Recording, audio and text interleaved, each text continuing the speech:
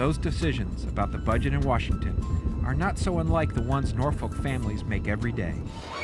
Families who are working to balance their own finances, making their own tough decisions.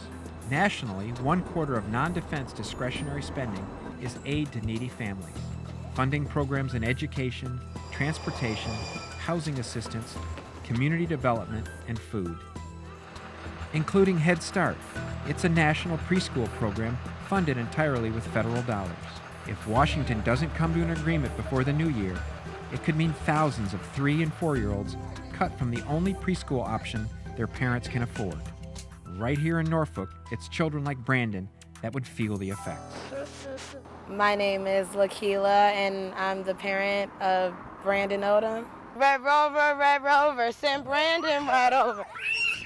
I didn't go to college, but I was good in school. So, I mean, if I can go back to college, I would, but I have to work. I have my child. So I'm scared that they're really going to start cutting things in education. Like, it is important. Without education, without knowledge, what else is there?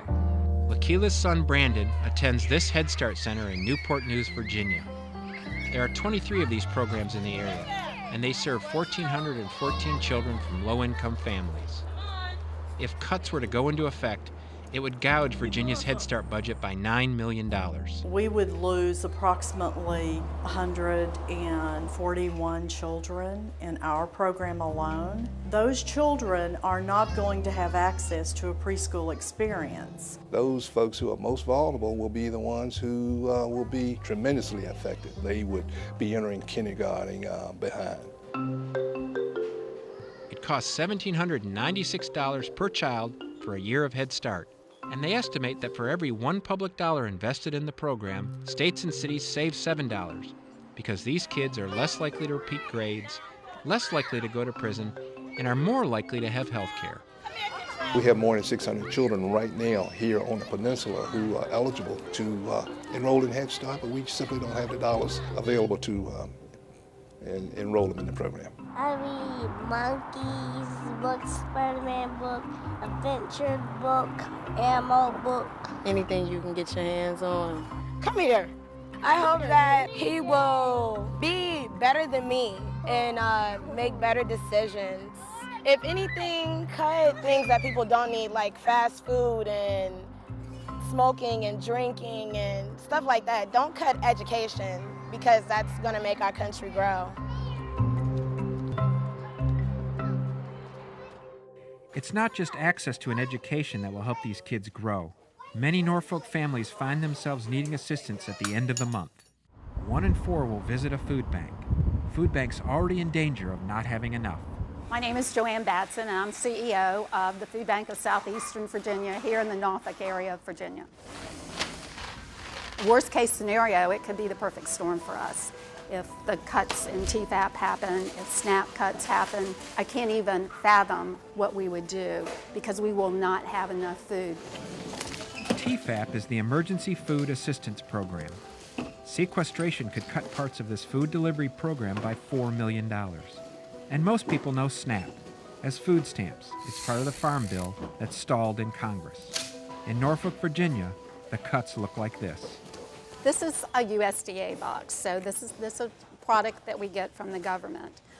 This would serve a family of 4 to 6, and they're only eligible to get this box once a month.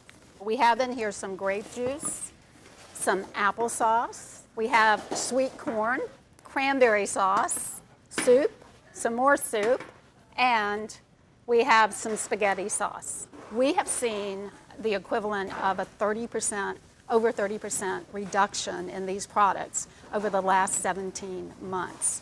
So if that trend continues, we wouldn't have this, we wouldn't have this, and we wouldn't have half of this. So you can see, if those cuts happen in Washington, it is going to hurt that child and that family that might be relying on this to be a meal or two for them. It's huge.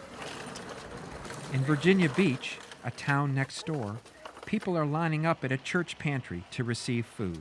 People think that people that come to food pantries are all homeless, or unemployed. And gosh, most of our people are working folks, and they're doing the best they can to make ends meet, and they just need a little extra help with food. 41% of all SNAP recipients live in a household earning wages. If families see higher taxes on those wages, more of Norfolk's middle class could need assistance. And that could mean more families looking to the food bank for help. In 2008, we were feeding about 250,000. Now we're providing food and groceries for over 400,000. Here, Mom. It's inconceivable to me that we would feed more than we're doing right now. In our service area alone, we are feeding 1 in 4. Nationally, it's 1 in 6. I come in here some mornings at 7, and people are already in line.